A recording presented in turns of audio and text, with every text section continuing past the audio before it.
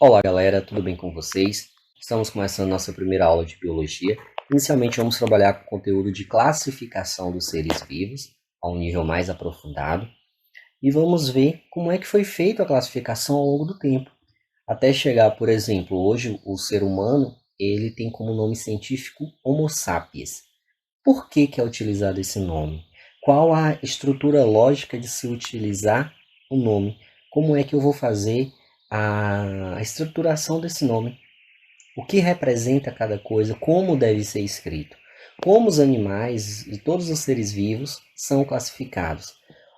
O que tem de semelhante entre um ser vivo e outro ser vivo?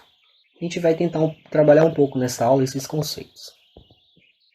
Bem, a primeira pergunta é: por que classificar os seres vivos? Os cientistas, os estudiosos tentaram, desde o início, lá da Grécia Antiga, classificar os seres vivos. E a gente tem uma classificação inicial apenas de animais e plantas. Como a gente sabe hoje que tem micro-organismos, bactérias, fungos, vírus, só que lá eles não conseguiam ter noção desses seres vivos. Então, a primeira classificação era feita com base em plantas e animais. Bem, com a evolução dos estudos, com a evolução do pensamento biológico, com inúmeros trabalhos de cientista, a gente determinou um ramo da biologia que se especificou em trabalhar com essa classificação. Porque, assim, basicamente, se a gente pensar, o ser humano ele vem tentando, desde muito tempo, ordenar para entender todo o ambiente que cerca ele e facilitar o estudo dos organismos. E toda essa classificação, esse ordenamento, esse agrupamento de seres vivos com características semelhantes vem de um ramo da biologia chamado de taxonomia. A taxonomia, ela tem como intuito trabalhar essa questão de classificar. Mas bem, quem foi o primeiro cara a trabalhar mesmo? Foi um botânico sueco, Carl Linné, também chamado de Linneu, né? Vocês vão ver muito a classificação de Linneu, classificação binominal de Linnaeus, tal. Ele foi o primeiro cara a imaginar como é que seria esse sistema de classificação, como é que poderia. E lá em 1740, por aí, ele publicou uma obra chamada de Sistema Naturae. Essa obra tinha o início da classificação de alguns seres vivos. Hoje a gente tem milhões de espécies. Por incrível que pareça, uma grande parte, mais da metade, ainda não foi descritas. Existem espécies ainda que não são conhecidas dos seres humanos. Na sua grande maioria de invertebrados, né? Mas recentemente foi descoberto um novo mamífero na Amazônia. Olha, quem tinha imaginar que em século XX, XXI, a gente teria o quê? Descoberta de mamíferos, anfíbios, peixes das zonas abissais. Tem muitos ainda que não foram descobertos. Tem espécies de seres vivos que entraram em extinção e nunca foram descobertos e possivelmente nem serão. Aqueles habitantes de zonas abissais, que é o mais profundo, aquelas zonas bem fundas do mar. Então, Linneu, ele começou, e eu vou chamar ele de Linneu, que é o nome comum que a gente trabalha na biologia. Linneu, ele começou a tentar agrupar os seres vivos. E aí, ele começou a fazer o quê? A determinar táxons. Táxons eram níveis de organização do mais simples até o mais complexo. Bem, o que ele fazia? O nível mais específico que tinha era o nível de espécie. Era aqueles indivíduos que eram iguais biologicamente, anatomicamente, tudo igual um com o outro. Quando eu tinha indivíduos de espécies diferentes, porém com as características parecidas, ele agrupava no gênero. Gêneros iguais formavam as famílias, famílias parecidas formavam a ordem formava a classe formava o filo, o agrupamento dos filos determinava o reino. Nessa época de Linneu ainda não tinha essa classificação de domínio, a domínio ela vem depois. Mas a gente vai entender o que mais ou menos entra em cada um desses. E Linneu, ele classificava principalmente com base na semelhança anatômica. Ele olhava um animal, ou um ser vivo, via que uma espécie tinha semelhança anatômica com outra espécie. Aí ele falava, não, tá no mesmo gênero. Ah, o coiote tem uma semelhança anatômica com o cachorro. Os dois têm mandíbulas, têm pata com 5 dedos, então eu vou classificar eles no mesmo gênero. São espécies diferentes, porém no mesmo gênero. E assim começou o processo de classificação. Porém, Linneu, ele era adepto do fixismo. Que isso? É uma teoria que fala que todos os seres vivos são imutáveis. Deus criou dessa forma e dessa forma foi criado e permanece até o final. E daí ele não pensava nessa questão da evolução. Porque hoje nós sabemos, eu também sou adepto da teoria que Deus criou tudo. Para mim é isso e acabou. Porém, eu sei que os seres vivos evoluem com o tempo. Nós, seres humanos, evoluímos com o passar do tempo. Uma bactéria, quando ela entra no organismo e começa a tomar um antibiótico, vai criando novas cepas, até que chega um momento que aquela espécie evoluiu e criou-se uma resistência àquele antibiótico. E isso é evolução. E a evolução começa a ser estudada lá por Lamarck no 1809. Darwin, que é o considerado o pai da evolução, que vem com a ideia de seleção natural, que é o mais adaptado que sobrevive ao meio. E eles criam o quê? A teoria da evolução biológica. Iremos estudar isso mais para frente. Mas Linneu, ele era adepto do fixismo.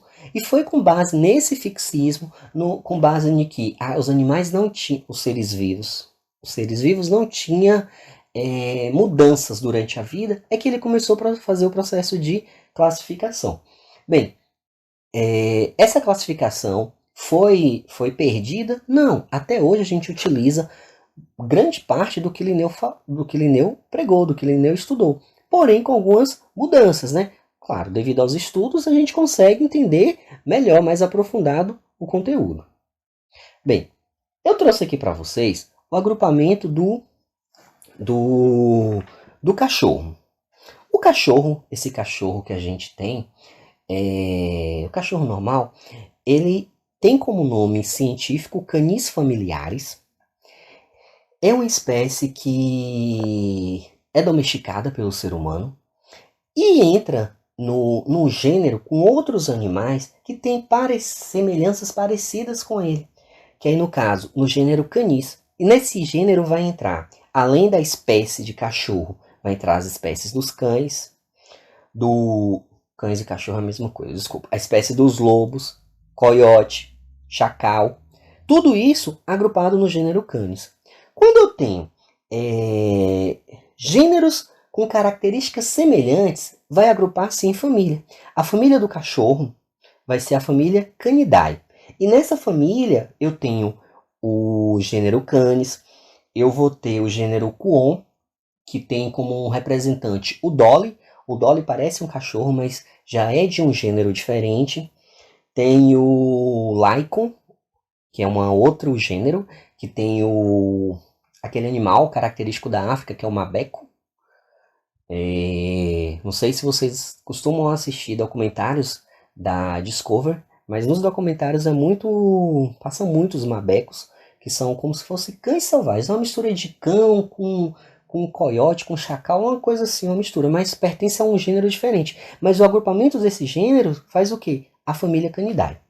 Quando eu tenho uma família parecida com a Canidae, porém com gêneros diferentes, com algumas outras estruturas diferentes, foi agrupado na ordem carnívora. Pelo nome a gente já imagina, né? A ordem carnívora são aqueles que se alimentam de carne, são aqueles predadores. E aí vai entrar a família dos Canidae, que tem os cachorros, a família Ursidae, dos ursos, Phocidae, das focas, Felidae, dos felinos, e já aí nessa família Felidae vai entrar os tigres, leão, gato. Então perceba que esses indivíduos tinham como característica comum o quê? Instinto predador de matar outro animal para alimentação. Aí quando eu tenho ordens semelhantes, eu agrupo em uma classe. Por exemplo, a classe mamália.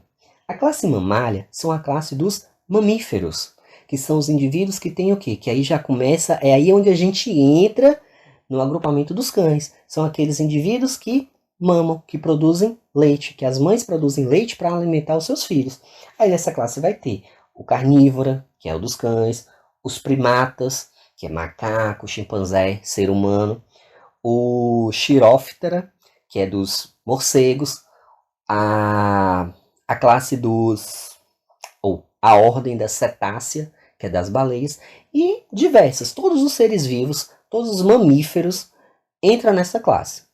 Aí quando eu tenho classes idênticas, classes que têm características iguais, porém com outras funções diferentes, eu tenho um agrupamento que a gente agrupou em um subfilo, que é o subfilo do vertebrata. Esse filo são aqueles indivíduos que possuem osso, que possuem vértebras. Foi agrupado nesse daí. E aí nos vertebrados, a gente tem a classe mamália, tem urocordata, deixa eu ver outra aqui, tem a cefalocordata. Todos esses agrupados no subfilo vertebrata. Aí antes, mais agrupamento mais superior ao vertebrata, é o filo cordata. O filo cordata, ele tem como característica todos os seres vivos que têm presença de notocorda, e aqui nesse caso, só estou trabalhando com animais. Todos os animais que têm presença de notocorda, que têm um cordão nervoso dorsal, esses indivíduos aí foram agrupados no filo cordata. Quando o filo se agrupa com outro filo, eu tenho o quê? Eu tenho aí agora o reino, que é o reino Animalia. Que aí vai entrar todos os animais. Desde daquele animal mais simples possível até o ser humano, que é considerado mais avançado. Todos esses agrupados no mesmo reino. Existe uma classificação ainda superior, que é de domínio, mas a gente vai ver adiante. Bem, duas coisas muito importantes que é utilizado hoje na classificação dos seres vivos é a homologia e a analogia. É bem fácil, às vezes o nome confunde, mas bora entender aqui. Ó. A homologia é quando eu tenho órgãos que têm a mesma, como eu posso falar, classificação biológica de evolução. Originaram do mesmo órgão. Porém, pode até ter funções diferentes, mas como tiveram o mesmo desenvolvimento embrionário, pronto, resultou do mesmo embrião, assim, da mesma parte do embrião gera aquele órgão, eu tenho uma homologia. Por exemplo, olha o que acontece nos mamíferos.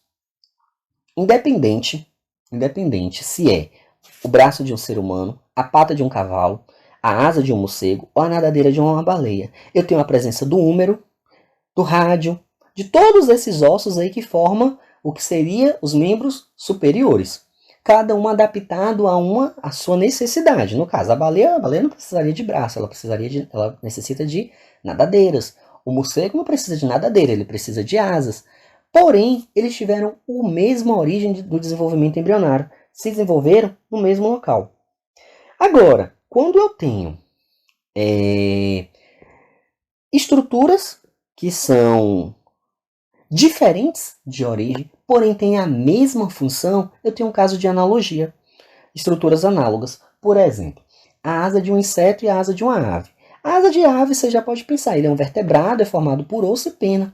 A asa de um inseto, não, ele é um invertebrado. Ele tem quitina formando aquilo ali, aquele órgão dele ali. Porém, a função é a mesma. Então, quando eu tenho órgãos que tiveram a mesma origem embrionária, saíram do mesmo estilo de embrião, que pode até ter funções diferentes, mas que tem a mesma origem embrionária, eu tenho homologia. Quando eu tenho órgãos que não tem nada a ver com a origem embrionária um do outro, mas que desenvolvem a mesma função, eu tenho analogia, que é o caso da asa do inseto e da asa da ave. Os dois servem para voar. Porém, os dois têm um desenvolvimento totalmente diferente um do outro. Bem, vamos pensar agora no conceito de espécie. O que é uma espécie? Uma espécie é um dos últimos agrupamentos mais bem definidos. Existe o mais ainda, que é o subespécie, que é meio conhecido como raça. A gente usa esse termo de raça. Mas nós, seres humanos, não entramos nessa classificação. Não existe na biologia raças diferentes de ser humano. Existe para a sociologia Pode até existir para filosofia. Agora, na biologia, se vocês encontrarem em qualquer lugar falando de raça de ser humano, não existe, tá? Nós seres humanos, a classificação mais específica que temos é a nível de espécie. Agora, os cachorros, por exemplo, existem subespécies, que são determinadas raças. Bem, conceito de espécie. Eu trouxe para vocês aqui 3 conceitos diferentes. Para Linneu, espécie é um conjunto de indivíduos semelhantes a um modelo ideal criado por Deus, portanto perfeito. Linneu fala que Deus criou tudo e nada mudou. Esse é o conceito de espécie que Linneu traz. O biólogo alemão Ernest Mayr diz que espécie é um grupo de populações cujos indivíduos em condições naturais se cruzam e geram descendentes férteis, isolados reprodutivamente de outras espécies. O que Ernest Mayr está falando? Que espécies são aqueles indivíduos que conseguem cruzarem e gerarem descendentes férteis. Então, no caso, o cavalo e a espécie de cavalo e de jumento. Eles conseguem cruzar e gerar um descendente. Porém, são espécies diferentes porque o descendente gerado, que é a mula, que é o burro, ele não é fértil. Então, para ser considerado espécie, quando gerar um descendente, aquele descendente tem que ser fértil. E uma outra classificação é de George Gaylord Simpson, um cientista norte-americano, que fala que espécie é uma linhagem diretamente derivada dos mesmos ancestrais, com história evolutiva própria, mantendo suas características em relação às outras linhagens equivalentes. Ele fala basicamente que teve um ancestral comum, e desse ancestral comum derivaram-se os agrupamentos de indivíduos. A classificação de George Gaylord Simpson, a gente vai trabalhar mais quando estiver trabalhando em evolução. Agora eu queria muito que vocês prestassem atenção mais na classificação de Ernest Mayr, que é uma classificação que, atual, assim, na verdade pega-se um pouquinho de cada, mas ela é uma das que a gente mais vai ouvir falar.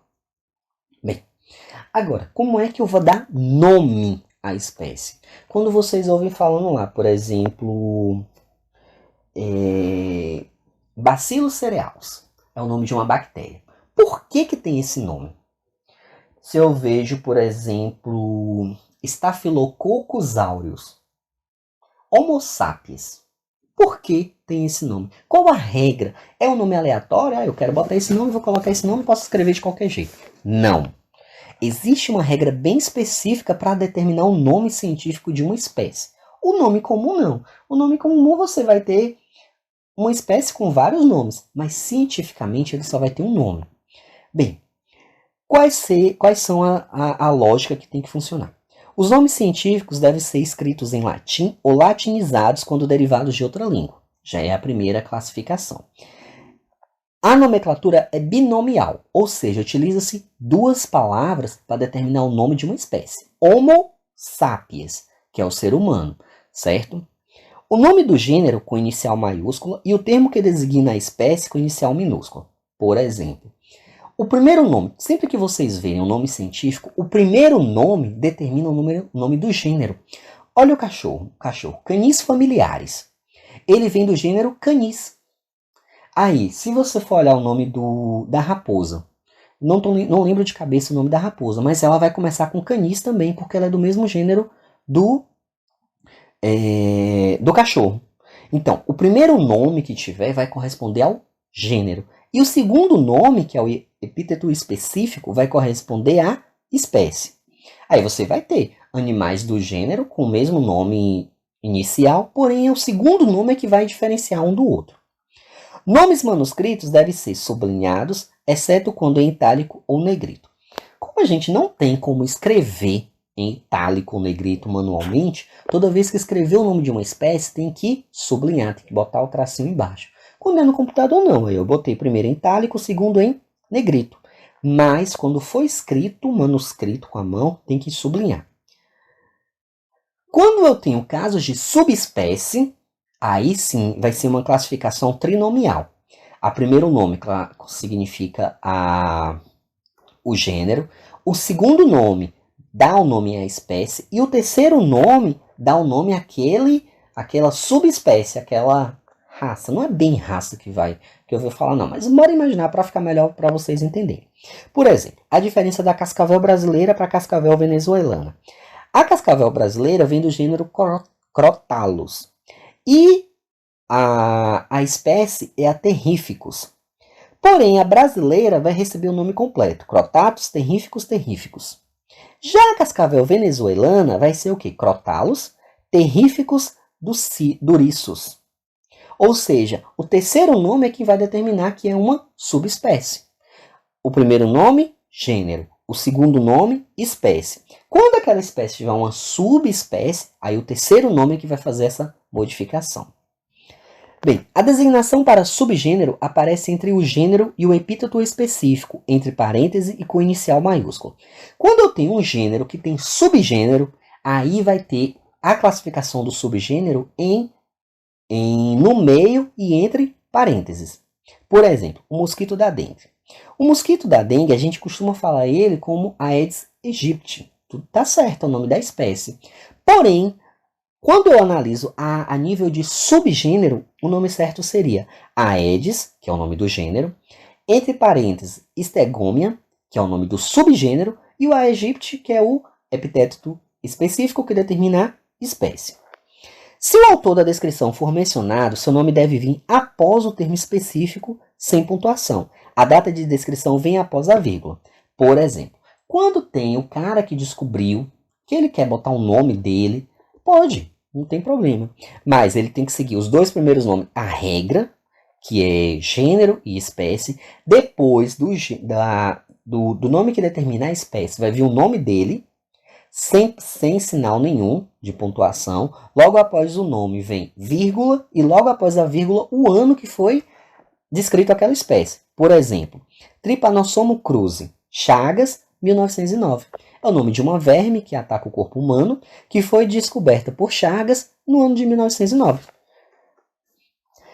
Tem prioridade os nomes registrados em primeiro lugar. Assim, se um pesquisador descrever um animal já classificado, prevalece o primeiro nome. Óbvio, né? Já foi classificado os cães. Eu não posso chegar agora, criar um outro nome e querer trocar e botar a classificação. Não. Segue sempre quem foi classificado primeiro. Quem classificou primeiro vai permanecer. O nome das famílias dos animais recebe o sufixo idai. E da subfamília inai. Por exemplo, a família dos gatos, Felidae. A subfamília Felinae. Quando é nos vegetais, utiliza-se o sufixo aceae para famílias. Rosaceae, Palmaceae, Giraceae. Então, sempre o aceae vai ser relativo a plantas. Eu trouxe aqui a classificação do tigre. O tigre pertence ao reino Animalia, do filo Chordata, do subfilo Vertebrata, da classe Mammalia, da ordem Carnívora. Até aí, o tigre está no mesmo agrupamento do cachorro. Aqui agora que vai mudar. Enquanto o cachorro é da família Canidae, se eu não me engano, Canidae, o tigre é da família Felidae, do gênero Panthera, e tem como nome científico Panthera tigris. Panthera aqui, esse Panthera relacionado ao gênero, e o tigris ao epíteto específico, é aquilo que vai definir qual é a espécie. E lembrando que, em itálico, para determinar que é o nome científico de uma espécie. Bem, falando da sistemática filogenética. A gente está trabalhando que começou-se o agrupamento pelas similaridades anatômicas. Porém, ao longo dos anos, percebia-se que havia necessidade de ter uma outra forma de se agrupar, porque simplesmente falar da anatomia não era suficiente.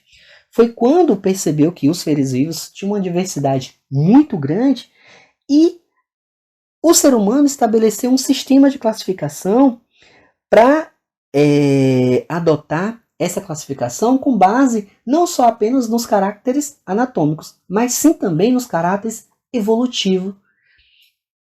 Tem um ancestral comum que tinha uma determinada característica. Dessa característica, migrou-se dois ramos no cladograma e formou nova característica. Então, houve-se a necessidade de criar essa sistemática filogenética. E aí, nessa classificação filogenética, são considerados não apenas os caracteres morfológicos, anatômicos, mas também os paleontológicos, os moleculares, os comportamentais, os fisiológicos e genéticos para a formação do grupo. E como é que é representado no sistema de filogenética? No sistema de filogenética é representado através de cladogramas. Aqui está um cladograma. Vou botar aqui para...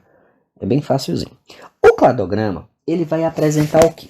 Aqui eu tenho uma classificação de peixes até chegar no mamífero com característica comum.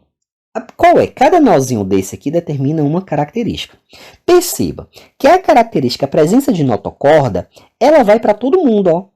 Quando o cara passou aqui, então todo mundo que vier depois vai ter a notocorda. Aí você vê que a mandíbula está aqui, ó. Porém, saiu esse ramo para cá. Significa que a lampreia tem notocorda, porém não tem mandíbula. Aí, para a mandíbula, o próximo nó foi o quê? Coração tricavitário. Porém, percebe que o peixe não tem isso daí, porque o peixe seguiu aqui após mandíbula. E assim vai seguindo, ó. Após o coração tricavitário, eu tenho o quê? Ovo, amniótico e queratina. Perceba que os anfíbios saíram dessa classificação, eles só entraram até aqui. Os dinossauros já tinham ovo amniótico. Aí eu tenho o quê? Ossos pneumáticos e sacos aéreos. Essa característica é exclusiva das aves. E por fim eu tenho aqui, ó, glândulas mamárias. As glândulas mamárias são característica apenas dos mamíferos. Aí eu percebo que quando o meu nó está no meio da ramificação, ele é característico dos dois. Quando ele está fora do ponto aqui de intersecção, ele é apenas característico da próxima espécie. Por exemplo, ossos pneumáticos, os mamíferos não têm. Por quê? Porque na representação aqui, deixa eu apagar aqui para ficar mais fácil. Na representação aqui, ele não está aqui na ponta. Se ele estivesse na ponta, estaria afirmando que os mamíferos têm.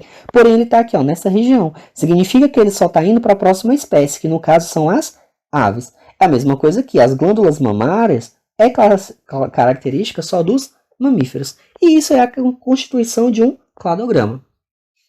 A gente não vai aprofundar muito em cladogramas. Cladogramas é mais específico para quem vai fazer biologia, que vai analisar a fundo diversos cladogramas e cladogramas enormes. Mas para vocês eu só quero que vocês entendam qual é a lógica do cladograma. Bem, depois de toda aquela classificação de Linneu, houve-se a necessidade de agrupar em super-reinos. Alguns falavam de domínio, mas eu vou adotar a classificação dos super-reinos, que é a mais utilizada hoje. Nos super-reinos, antes de chegar naqueles reinos, eu tenho dois super-reinos, que é o Procária e Eucária. O Procária, nesse super-reino, vai ter um reino apenas, que é o reino Monera, que é o reino das bactérias, das cianobactérias. No reino Eucária, vai agrupar 4 reinos diferentes, que é o reino Protoctista, reino Fungi, reino Plantae e reino Animalia. O reino Protoctista vai agrupar o quê? As algas. Algas verdes, algas pardas, algas vermelhas. No reino Fungi, vai agrupar o quê? Os fungos. No reino Plantae, também chamado de metafita, vai agrupar o quê? As plantas. E no reino Animalia, também chamado de metazoa, vai agrupar os animais. Pronto, Gabriel. Os animais. Então, essa é uma outra classificação. A gente já tinha aquela classificação a nível de reino, e agora eu tenho uma classificação superior aos reinos. Bem, é isso, galera. Muitas dúvidas? Novamente, leia o material em PDF que eu vou mandar para vocês. Eu te escaneei o livro que eu utilizo até para preparar as aulas. Então, tudo que eu estou falando aqui vai ter no livro, tá? Reassistam a aula novamente, se precisarem, e qualquer dúvida pode me chamar. Eu vou mandar para vocês, né, a atividade em PDF para você estar respondendo. É importante que vocês respondam e devolvam essa atividade para mim. É isso aí, galera. Excelente aula. Até semana que vem na nossa próxima aula. que vai ser sobre vírus. E é isso aí. Qualquer dúvida, pode me chamar. Valeu!